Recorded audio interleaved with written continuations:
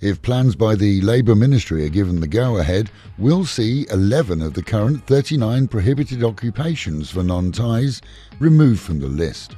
Foreign civil engineers, accountants and architects, employed but not self-employed, could be allowed to work here. Proposals are set for discussion by mid-month. Grab taxi might be taking off with a boom here, but grab bike, well, it's set to be a flop. A survey of people in the capital preferred to hail from the street than to bother to call for one. In most cases, in Pattaya too, finding a motorbike taxi is as easy as, so grab bike is likely to be left up for grabs. It's back to the classroom for jailbirds here in Thailand. Looks like those in prison will be allowed to study for professional qualifications that will keep them on the right side of the law when they're set free. Meanwhile, at home and in Pattaya, and Walking Street is going underground. Well, the power cables anyway. The city plans to bury them deep in the bid to hide the unsightly cabling. This as they've already started to do it in other main areas such as Klang and Nuur. Over 3 billion baht is budgeted for the citywide clearance.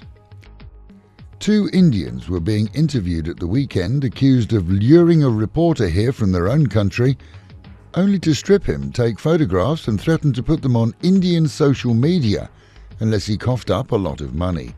He paid them some in cash and wrote cheques for the rest. They were nabbed and the cheques were found in their possession. But is there more to the story than we're being told?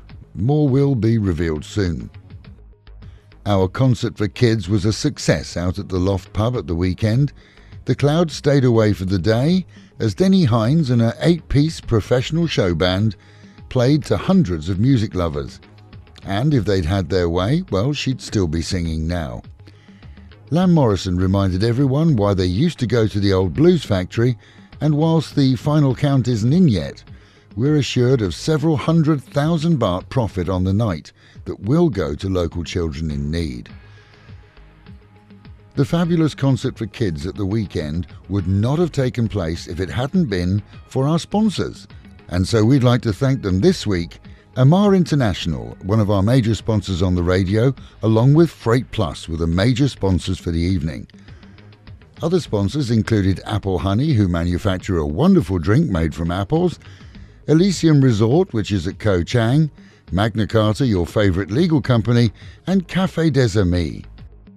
Retox, the sports bar group with a difference, Siambres, where you can buy pretty much anything that reminds you of home, Prime Foods, who make food that remind you of home as well but are made here, and of course we can't forget the Loft and the Loft Resort, both of whom made magnificent donations and hosted the event. Together they made it happen, and our thanks go to all of them who helped us make it something which was rather special. Denny Hines' last words, I'll be back, and we hope she will too. And with the Met Office promising highs today of around 32, dropping down to 28, and a good chance of showers at some time.